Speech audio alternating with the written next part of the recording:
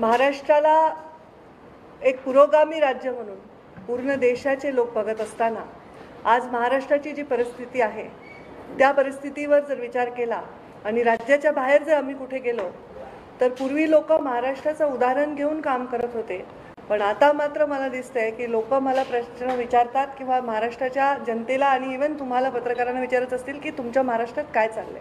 ही परिस्थिती आहे।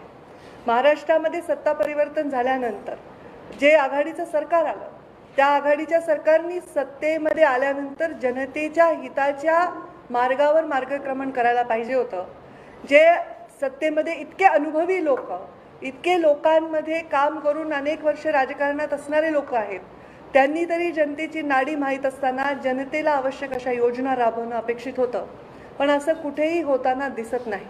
सर्वात महत्त्वाचं म्हणजे एकदम महत्त्वाचा राजकीय असा विषय जो महाराष्ट्रामधल्या बहुजनांना, ओबीसींना सर्वात मोठ्या अंधकारामध्ये लोटणारा असा निर्णय या महाराष्ट्र शासनाच्या काळामध्ये झाला, तो म्हणजे ओबीसीचं आरक्षण रद्द झालं। ओबीसीचं आरक्षण हे स्थगित झाल्यानंतर रद्द होईपर्यंत जो कालावधी मिळाला त्या कालावधीमध्ये देखील जर महाराष्ट्र सरकारने महत्त्वाकांक्षी पावलं उचलली असती तर ओबीसीचं आरक्षण वाचू शकलं असतं।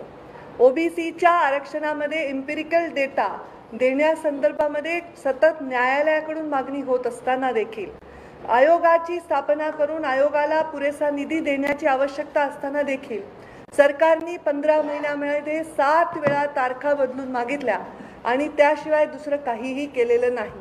त्यामुळे यापूर्वीही मी पत्रकार परिषदेमध्ये सांगितलं होतं की या सरकारला ओबीसीचं आरक्षण असुरक्षित करायचं की काय, ओबीसीच्या आरक्षणाला संपुष्टात आणायचे की काय, अशा प्रकारचा प्रश्न महाराष्ट्राच्या ओबीसीच्या मनामध्ये आहे। अशा परिस्थितीमध्ये ओबीसीचं आरक्षण संरक्षित नसताना एक अध्यादेश काढून, कारण ओबीसीचा आक्रोश आला, ओबीसी रस्त्यावर उतरला, लोकांनी चक्काजाम केले, लोक स्वतःहून वेगवेगळ्या ओबीसी संघटना रस्त्यावर उतरल्या, यानंतर एक अध्यादेश काढून ओबीसीचं आरक्षण सुरक्षित करण्याचे पावलं उचलण्याचं शासनाने एक डोंग घेतलेलं आहे। यामध्ये हा जो अध्यादेश आहे हा अध्यादेश देखील औरंगाबाद खंडपीठामध्ये याच्या विरुद्ध लोक गेलेले आहेत न्यायालयामध्ये। यामध्ये त्या न्यायालयामधल्या निर्णयाला अधीन राहूनच ह्या अध्यादेशाची कारवाई होणार आहे। म्हणजे आता या अध्यादेशामुळे ओबीसीच्या आरक्षणावर निवडणूक लढणाऱ्या लोकांच्या डोक्यावर टांगती तलवार सदैव राहणार आहे। ही दुर्दैवाची गोष्ट आहे आणि हे महाराष्ट्राच्या ओबीसीच्या पाठीत खंजीर खुपसणारी गोष्ट आहे असं म्हणलं तर काही कमी होणार नाही।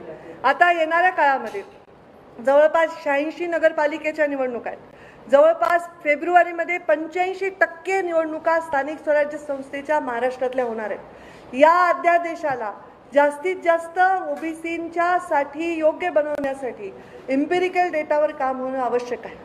एम्पिरिकल डेटावर काम तेव्हाच होऊ शकतं जेव्हा मागासवर्गीय आयोगाची स्थापना सशक्तपणे करून एम्पिरिकल डेटा गोळा करण्यासाठी आणि इतर गोष्टींसाठी आपण निधी उपलब्ध आयोगाला करून दिला पाहिजे। या शासनाकडे निधी उपलब्ध करून देण्यासाठी निधी आहे, प्रत्येक मोठ्या बलाढ्य मंत्र्यांच्या चुकीच्या गोष्टी पाठीशी घालण्यासाठी निधी आहे, पण या शासनाकडे ओबीसीच्या एम्पिरिकल डेटासाठी देण्यासाठी आयोगासाठी निधी नाही। ही दुर्दैवाची गोष्ट आहे। या आयोगाला निधी आर्थिक 2000 मार्च पासून हा विषय भिजत गोंगडा आहे। या आयोगाला निधी पूर्वीच उपलब्ध करून दिला असता तर अशी वेळ आली नसती असं माझं स्पष्ट म्हणणं आहे। अजूनही वेळ गेलेली नाही। आता अधिवेशन समोर येत आहे। आयोगाला निधी उपलब्ध करून टाइम बाउंड प्रोग्राम राबवून अध्यादेशाच्या निर्णयाला सक्षमपणे राबवण्यासाठी एम्पिरिकल डेटा गोळा करणं आवश्यक आहे। दरवेळी जेव्हा एम्पिरिकल डेटाची विषय येतो तेव्हा केंद्राकडे बोट दाखवलं जातं। प्रत्येक गोष्ट, प्रत्येक निर्णय हा केंद्राकडे बोट दाखवलं जातं आणि त्यामुळे केंद्राकडे बोट दाखवणाऱ्या या सरकारला माझा प्रश्न आहे, आपल्याला एम्पिरिकल डेटाची व्याख्या नेमकी माहीत आहे का? आपण सेन्सस मागताय, एम्पिरिकल डेटा मागत नाही आहात। सेन्सस जे आहे त्या सेन्ससची व्याख्या आहे, it is a procedure of systematically calculating and acquiring and recollecting information about members of given population. सेन्ससची ही व्याख्या आहे आणि ही एम्पिरिकल डेटाची व्याख्या आहे, originating in or based on observation and experience. तर आपला जो अनुभव आहे त्या अनुभवावर बेस जो डेटा आपण कलेक्ट करणार आहोत, जो महाराष्ट्र शासनाशी महाराष्ट्राच्या जनतेशी निगडीत आहे, तो आहे एम्पिरिकल डेटा. आणि जो सेन्सस ते मागतायत तो 2013 काँग्रेसच्याच लोकांनी तो सेन्सस जाहीर न करण्याचा निर्णय घेतलेला आहे. त्या सेन्ससचा या ओबीसी आरक्षणाशी संबंध लावणं, एम्पिरिकल डेटाशी संबंध लावणं हे पूर्णपणे चूक आहे. आणि त्याच्यामुळे यामध्ये तीव्र निषेध महाराष्ट्राची जनता ही या सरकारचा करत आहे. आता या सरकारच्या ओबीसी आरक्षणाच्या फेल्युअर नंतर अनेक गोष्टी अशा आहेत ज्या सरफेसवर आल्या आहेत, ज्या मुख्य लोकप्रवाहामधल्या लोकांच्या चर्चेमध्ये आलेल्या आहेत. आपण जर पाहिलं की महाराष्ट्र दुष्काळग्रस्त होता, जेव्हा आम्ही सरकारमध्ये काम करत होतो तेव्हा आम्ही पाणी शोधायला निघालो होतो. आणि आता या सरकारमध्ये इतकी अतिवृष्टी झालेली आहे की पाणी नको नको म्हणायची वेळ महाराष्ट्राच्या जनतेवर आणि सरकारवर आणि शेतकऱ्यांवर आली आहे. पाणी कमी झालं किंवा जास्त झालं याचा परिणाम शेतकऱ्यांपुरता मर्यादित राहिला नाही. लोकांची घरं वाहून गेली आहेत, लोकांचे रस्ते पुलं वाहून गेले आहेत, मोठ्या प्रमाणात धान्याचं नुकसान झालेलं आहे, मोठ्या प्रमाणात शासकीय इमारतीचं नुकसान झालेलं आहे. आणि या अतिवृष्टीच्या पाहणीसाठी सर्वात पहिल्यांदा आम्ही भारतीय जनता पार्टी म्हणून आमचे विरोधी पक्ष नेते, दोन्ही सभागृहाचे विरोधी पक्ष नेते, आमचे प्रदेशाचे अध्यक्ष, आम्ही स्वतः बांधावर गेलो, शेतकऱ्यांचे अश्रू पुसण्यासाठी गेलो. जेव्हा आम्ही बांधावर गेलो तेव्हा शेतकऱ्यांनी हेच सांगितलं की आम्हाला प्रधानमंत्री नरेंद्र मोदीची प्रधानमंत्री कृषी सन्मान योजनेची रक्कम वगळता कुठलीही रक्कम गेल्या 2 वर्षात मिळालेली नाही. कुठल्याही प्रकारचा पीक विमा हा न्याय्य प्रकारे शेतकऱ्यांना मिळालेला नाही. एवढंच नाही तर या अतिवृष्टीचे तात्काळ पंचनामे करून शेतकऱ्यांना मदत जाहीर करण्याचा वेळोवेळी आम्ही आग्रह धरल्यानंतर मदत जाहीर झाली, पण ही मदत देखील अत्यंत तुटपुंजी आहे आणि ती सुद्धा शेतकऱ्यांच्या अकाउंटपर्यंत पोहोचलेली नाही. ही आज शेतकऱ्यांच्या आक्रोशाची सर्वात महत्त्वाचा मुद्दा आहे. यामुळे आता या परिस्थितीमध्ये शेतकऱ्यांच्या या परिस्थितीमध्ये लोकांची घरं वाहून गेली, मालमत्तेचं नुकसान झालंय. अशा परिस्थितीमध्ये वीज बिलाची सक्तीने वसुली हा अत्यंत गंभीर विषय. आजच भारतीय जनता पार्टीच्या माध्यमातून प्रत्येक तहसीलमध्ये निवेदन देण्याचा आम्ही एक कार्यक्रम घेतलेला आहे. गरीब माणूस ज्याच्याकडे स्वतःच्या घरामध्ये पेटवायला एक बल्ब नाही त्याला 25-25, 30-30 हजाराची बिलं आलेली आहेत. आणि जी इंडस्ट्री 2-2 वर्ष बंद आहे त्यांना लाखो रुपयाची बिलं आलेली आहेत. आणि ज्या ठिकाणी वीज महिने गावामधली वीज बंद आहे तिथे लोकांना बिलं आलेली आहेत. आणि ही सक्तीची वसुली चालू असून त्या वसुलीच्या अगेन्स्ट लोकांचे लाईट कनेक्शन तोडण्याचं पाप हे सरकार करत आहे. आमचा जेव्हा काळ होता तेव्हा त्यांना सवलत देण्याचं काम आम्ही केलं होतं आणि विजेची वसुली सक्तीची केली नव्हती. शेतकऱ्यांचे विजेचे कनेक्शन तोडले नव्हते, ग्रामीण भागातील जनतेचे कनेक्शन तोडले नव्हते. आत्ताच आपण जर बघितलं की नुकत्याच शाळा सुरू झाल्या तर सगळ्या शाळांना वीज बिलाच्या अभावी शाळांचे विजेचे कनेक्शन तोडून टाकले. म्हणजे एकीकडे तुम्ही विद्यादानाचं काम करण्यासाठी शाळा सुरू करताय, दुसरीकडे इलेक्ट्रिकल कनेक्शन तोडताय. त्यांच्या 2 विभागामध्ये कुठल्याही प्रकारचा संवाद नाही, कुठल्याही प्रकारचं संभाषण नाही हे स्पष्ट दिसत येत आहे. उलट विसंवाद आहे.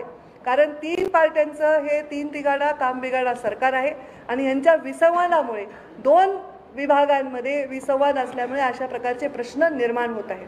आता आपण जर बघितलं एक महागाईवर मोर्चा काढत होते महाआघाडीचे सर्व घटक, महागाई कमी करा. केंद्र शासनाने अत्यंत महत्त्वाचा निर्णय घेतला. इंधनावर उत्पादन करामध्ये 5 रुपयाची कपात ही केंद्र सरकारने केली. त्याच्यानंतर त्याचं स्वागत करून जवळपास 25 राज्यांनी इंधनावरील राज्याचा व्हॅट कमी करण्याचा निर्णय घेतला. पण महाराष्ट्र शासनाने तो निर्णय अद्यापही घेतला नाही. मग यांच्या महागाईच्या मोर्चाला अर्थ काय? जे काही द्यायचे ते केंद्राच्या खिशातून द्या. आमच्या राज्याच्या खिशातले जे काही पैसे आहेत ते फक्त मंत्र्यांच्या आणि भ्रष्ट अधिकाऱ्यांच्या खिशात जाण्यासाठी आहेत की काय असा प्रश्न सामान्य माणूस विचारल्याशिवाय राहणार नाही. ही परिस्थिती आहे. आज आपण बघतोय एसटी कर्मचाऱ्यांचं जे आंदोलन आहे प्रचंड चिघळलेलं आहे. त्यांची परिस्थिती इतकी बिकट आहे की माझ्यासारख्या माणसाला त्यांच्याशी काय बोलावा हा प्रश्न पडतो. मी अनेक ठिकाणी आंदोलनाला भेट दिली. मी आंदोलनाविषयी सहानुभूती देखील व्यक्त केली. काही निर्णय राज्य शासनाला घेणे कठीण असेल तर संभाषणाने त्याच्यातून मार्ग निघू शकतात. पण त्याच्यासाठी संभाषण करायची गरज आहे. कोणी आंदोलन करतंय, कोणी उपोषण करतंय, कोणी काही रस्त्यावर बसून एखाद्या गोष्टीची मागणी करते. शासनाला एवढा अहंकार झालाय की त्यांची दखल सुद्धा घेतली गेली नाही.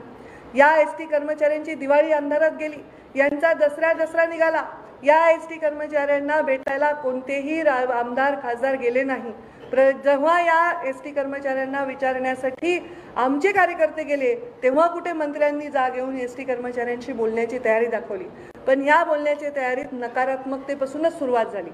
जो अजेंडा या सर्व पक्षांच्या वचननाम्यामध्ये आहे तो अजेंडा पूर्ण करण्यासाठी यांना एवढा अडचण होण्याचं कारण काय? आम्ही सांगितलं होतं आम्ही ओबीसीला संरक्षण देऊ, आम्ही सांगितलं होतं आम्ही मराठा समाजाला आरक्षण देऊ, आम्ही सांगितलं होतं आम्ही कर्जमाफी करू. या महत्त्वाच्या 3 मुद्द्यावर आम्ही जो वचन दिलं होतं 2014 मध्ये सरकार येण्यासाठी, ते वचन आम्ही पूर्ण केलं आणि तात्काळ तसे निर्णय घेतले. या सरकारमध्ये असताना देखील यामध्ये निर्णय घेण्याची त्यांच्यामध्ये पूर्ण ताकद असताना देखील निर्णय घेतले नाही, याच्याबद्दल मला आणि महाराष्ट्रातील जनतेला आश्चर्य होत आहे. या सरकारने एकच गोष्ट केली आहे, वीज बिल वसुली बंद करा म्हणलं तर वीज बंद करून टाकलेली आहे. या सरकारने वैधानिक विकास महामंडळ बंद करून टाकली आहे, जेणेकरून राज्याचा अनुशेष जिथे असतो तिथे विकासाला गती मिळते तेही बंद करून टाकलेत. ज्या सुंदर योजना आमच्या सरकारने सुरू केल्या होत्या त्या योजनांना पूर्णपणे बंद करून टाकलेलं आहे. त्याच्यामध्ये वॉटर ग्रीड ही अत्यंत महत्त्वाकांक्षी मराठवाड्याची योजना ती बंद केली. जलयुक्त शिवारसारखी लोकप्रिय असणारी जनहिताची योजना ती रखडवून टाकली. थेट निवडणूक सरपंचांची होत होती ते निर्णय रद्द केला. ऑनलाईन शिक्षक बदल्या हा अत्यंत चांगला निर्णय, कोर्टाने त्याचं कौतुक केलंय, हा निर्णय रद्द केला. या सरकारमध्ये योजना सर्व बंद होत आहेत पण भ्रष्टाचार मात्र जोरात चालू आहे. मंत्रालय बंद राहत आहे पण दुकानदारी मात्र जोरात चालू आहे. या सरकारच्या या सगळ्या वागण्याकडे आणि त्याचबरोबर आज जर आपण बघितलं की महाराष्ट्रातील प्रमुख जी पदं आहे, एखाद्या मंत्रालयाकडे बघताना आपण म्हणतो या मंत्रालयामधला मुख्यमंत्री पद महत्त्वाचं आहे, त्याच्या खालोखाल या राज्याला सुरक्षित करणारं गृहमंत्री पद हे महत्त्वाचं आहे. पण जर या राज्यामधले मंत्री हे स्वतःच व्यभिचार आणि भ्रष्टाचारामध्ये बरबटलेले असतील, हे स्वतःच स्वच्छ असं यांचं वर्तन नसेल तर जनतेने कोणाकडे बघायचं आणि जनतेने कुणाकडून अपेक्षा करायचा असा प्रश्न पडतो. त्यामुळे माझी अपेक्षा आहे की या सरकारकडनं आता लोकांना अपेक्षा राहिलेली नाही. येणाऱ्या निवडणुकांमध्ये लोक सरकारला इंगा दाखवल्याशिवाय राहणार नाही, पण तरीही तुम्ही ज्या खुर्चीवर विराजमान आहात त्या खुर्चीवरून लोकांना दिलेला शब्द पाळणं हे तुम्हाला क्रमप्राप्त आहे. तुम्ही नाही पाळलात तर विरोधी पक्ष म्हणून आम्ही पूर्णपणे तीव्र आंदोलन करून आमच्या जनतेच्या आवाजात आवाज मिसळून आमच्या सगळ्या मागण्या जनतेच्या मागण्या मान्य करण्यासाठी आम्ही सदैव संघर्ष करू हा आमचा निर्णय आहे. आणि या संघर्षामध्ये आता महाराष्ट्रभर वेगवेगळ्या विषयांवर रान उठवून सरकारकडून जनहिताचे निर्णय मंजूर करणे हे आमचे आजचे महत्त्वाचं आमचं एक जनतेला दिलेलं वचन पूर्ण करण्यासाठी पाऊल आहे. धन्यवाद. आपण आता काय विचारायचं? एसटी कर्मचाऱ्यांचा जो संप आहे तो कुठेतरी चिघळतं असं वाटतंय का? कारण परिवहन मंत्री अनिल परब यांच्या बंगल्याबाहेर जनशक्ती संघटनेच्या शेतकऱ्यांनी आंदोलन केलं, शाई फेकण्याचा सुद्धा त्या ठिकाणी प्रयत्न झाला, रस्त्यावर ते झोपले, पोलिसांनी त्यांना गाडीत टाकलं. काय एकंदरीत तुमची प्रतिक्रिया आहे? हा संप चिघळलेला आहे, चिघळतोय का नाही हा चिघळलेला आहे. जेव्हा एखादा संघटना आंदोलन करते तेव्हा त्यांच्या सगळ्याच मागण्या मान्य करता येतात असं नाही, पण त्यांच्याशी चर्चा करणं महत्त्वाचं आहे. मी स्वतः ग्रामीण विकास मंत्री राहिले, सगळ्यात जास्त संघटना ग्रामीण विकास मंत्रालयाला असतात. आरोग्य सेवकांची संघटना असेल, सरपंचांची संघटना असेल, शिक्षकांची संघटना असेल, वेगवेगळ्या अभियंत्यांची संघटना असेल, या सगळ्यांशी वेळोवेळी भेट देऊन त्यांचे प्रश्न मार्गी लावण्यासाठी आम्ही निर्णय घेतले. मी महिला बालकल्याण मंत्री असताना अंगणवाडी सेविकांचा संप खूप गाजला होता. तेव्हा मुख्यमंत्री देवेंद्र फडणवीस होते, तेव्हा अंगणवाडी सेविकांचा मानधन वाढीसाठी आम्ही त्यांच्याशी चर्चा केली. प्रत्यक्षात काय करता येणं शक्य याच्यावर चर्चा केली. त्यामुळे चर्चेतून प्रश्न सुटतात. या सरकारने चर्चा करायला खूप विलंब लावल्यामुळे हा संप चिघळला असं माझं मत आहे. असा आरोप केला जातोय की एसटी कर्मचाऱ्यांचं आंदोलन भाजप पेटवतं, त्यामुळे वाद चिघळत चाललाय. जर सरकारने योग्य निर्णय घेतले तर कोणतेही आंदोलन पेटू शकत नाही. कारण जेव्हा आम्ही सरकारमध्ये होतो तेव्हा आंदोलन पेटवणाऱ्यांनी तो प्रयत्न केला पण तो फेल झाला नाही, कारण सरकारची भूमिका ही सकारात्मक होती.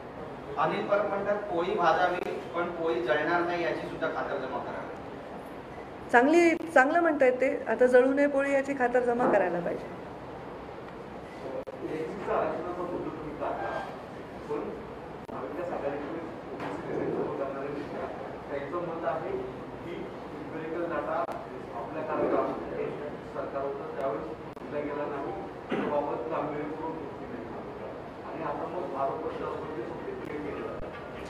इम्पेरिकल डाटा आमच्या सरकारमध्ये आम्ही मागणी केली आणि नाही दिला, हेच उत्तर आहे की आमचं केंद्र सरकार हे कोणत्याही सरकारविषयी बायस नाही. त्यांनी आम्हाला जे उत्तर दिलं तेच या सरकारला दिलं.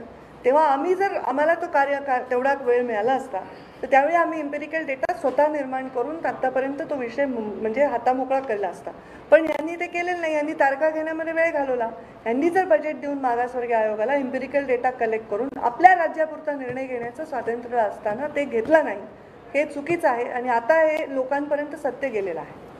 29 तारखेला महाविकास आघाडीला 2 वर्ष पूर्ण होती. आज 28 तारखेला, पण आजच्या पहाटेच्या शपथविधीला आज 2 वर्ष पूर्ण होत आहेत. देवेंद्र फडणवीस आणि अजित पवार यांनी शपथ घेतली, त्याला बरोबर आज 2 वर्ष पूर्ण होत आहेत. त्याबद्दल तुमची काय? याबद्दल माझी काही प्रतिक्रिया नाही. मला वाटतं याबद्दल दोघांनी प्रतिक्रिया दिलेल्या आहेत, त्या पुरेशा आहेत. 2 वर्ष पूर्ण होत आहेत, अनेक वर्ष आणखी पूर्ण होतील, त्याच्यात काय. काही राजकीय प्रश्न होते. आपण गेल्या काही दिवसात बघितलं बावनकुळेंना तिकीट मिळालं आहे, विनोद तावडेंना जनरल सेक्रेटरी मला जनरली हा शब्द आवडत नाही तुम्हाला असं म्हटलेला, म्हणून मी कोर्स करेक्शन हा शब्द वापरतो. कोर्स करेक्शन सुरू आहे का भाजपमध्ये? हे पहा, भारतीय जनता पार्टीमध्ये एक संघटनेची आपली एक व्यवस्था आहे आणि या व्यवस्थेमध्ये आज विनोदजी तावडे यांना महामंत्रीपद दिलं, केंद्रीय महामंत्रीपद दिलं, याचा मला आनंद आहे. मी त्यांचं अभिनंदन केलंही आहे आणि त्यांचा अनुभव आहे. ते विरोधी पक्षनेते राहिलेले आहेत, त्यांनी महाराष्ट्राच्या राज्याच्या प्रमुख भूमिका निभावलेल्या आहेत आणि त्यामुळे त्यांना ते पद दिलं तर त्याच्यामध्ये नक्की संघटनेमध्ये ताकद देण्याचं ते काम करतील. आता बरेच महामंत्रींनी मंत्रिपदाची शपथ घेतली, केंद्रीय मंत्री झालेत बरेच महामंत्री, आणि त्यामुळे ते चेंजेस झालेले आहेत, ते शफलिंग तिथेही झालेलं आहे. त्याच्यामध्ये आम्हाला आनंद आहे की महाराष्ट्राला हा सन्मान मिळाला. करेक्शन ही प्रक्रिया आहे आणि ही प्रक्रिया सदैव चालू असते. आपण स्वतः ते करेक्शन करतो, वजन वाढलं तर कमी करतो, कमी झालं तर वाढवतो. माणसाला करेक्शन सतत केलं तर माणूस परफेक्शनकडे जातो. So I think correction is inevitable to go to perfection.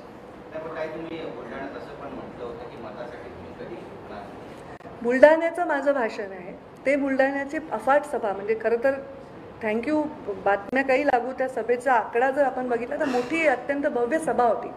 तिथल्या एका आमच्या नेत्याचा अमृत महोत्सवाचा कार्यक्रम होता. माझ्या आधीच्या वक्त्यांनी काही भाषणं केली, त्याला उत्तरादाखल मी काही बोलले. ते एक उत्तम वक्ता असून आपल्या जनतेशी संवाद साधण्याचा ती माझी स्टाईल आहे आणि ती काही बदलणार नाही आहे.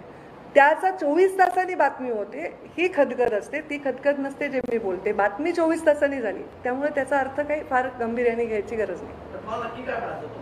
मला काय म्हणायचं होतं ते मी तिथे म्हणले, त्या लोकांनी त्याच्यावर टाळ्या वाजवल्या, ते विषय संपलाय तिथे.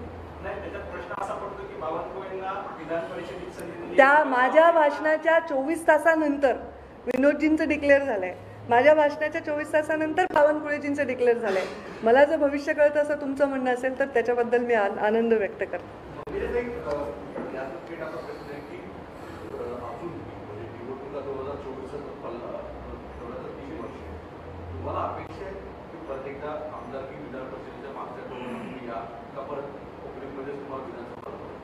मला आता कशाचीच अपेक्षा नाही, कारण मला आधीही अपेक्षा नव्हती.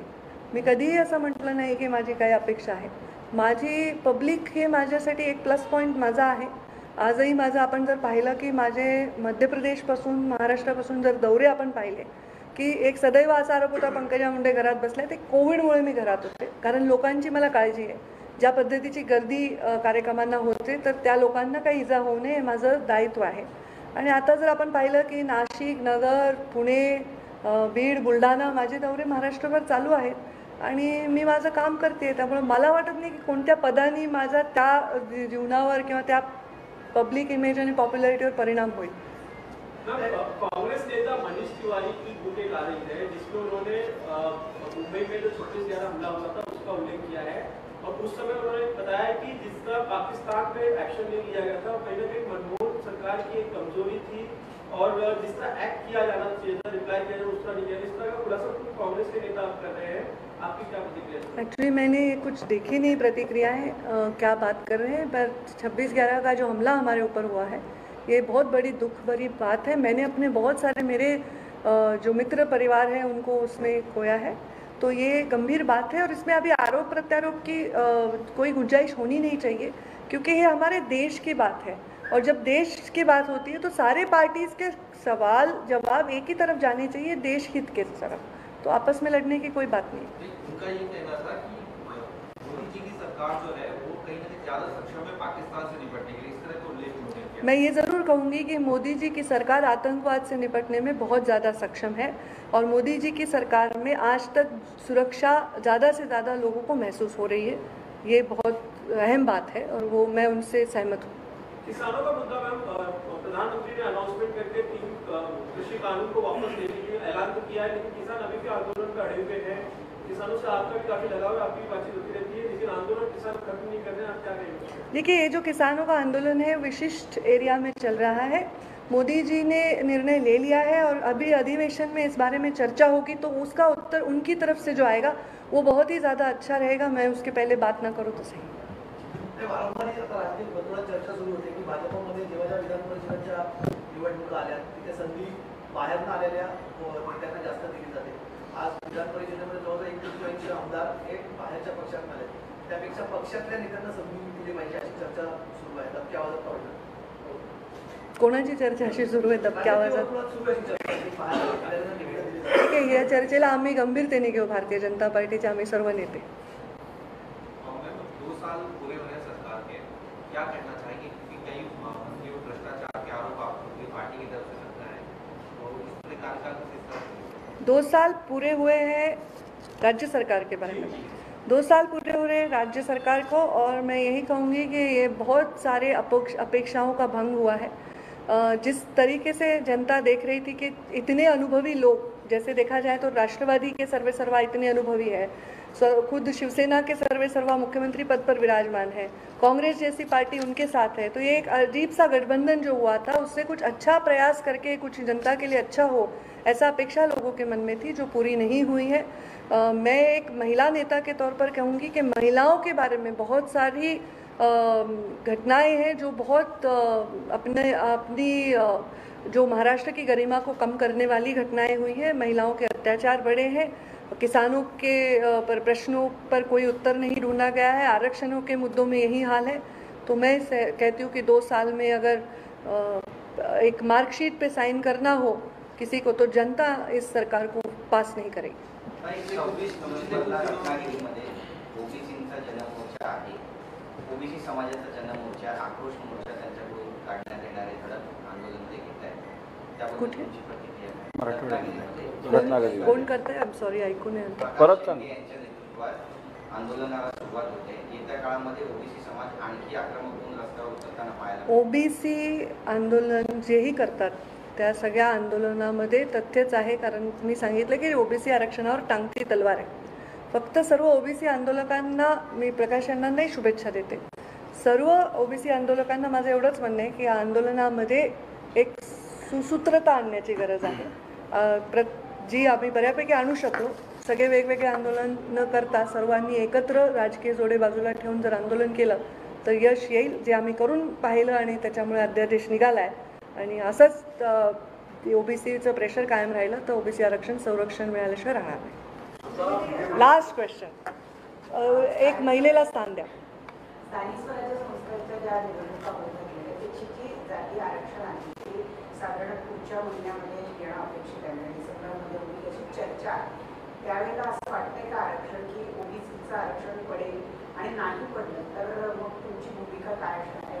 कारण अजून बाकीच्या गोष्टी काहीच होताना दिसत नाही। ओबीसीचं आरक्षण पडलंच पाहिजे, कारण अध्यादेशाप्रमाणे पडलं पाहिजे आणि तो अध्यादेश टिकला पाहिजे। आणि अध्यादेश कोर्टामध्ये जर कोणी गेलं असेल तर ते सरकारने स्वतःची भूमिका अत्यंत गंभीरपणे मांडली पाहिजे। त्यामुळे अध्यादेशावर आपल्याला टांगती तलवार काढता येईल। ओबीसी आरक्षणाशिवाय निवडणुका होऊ देणार नाही याच्यावर आम्ही ठाम आहोत।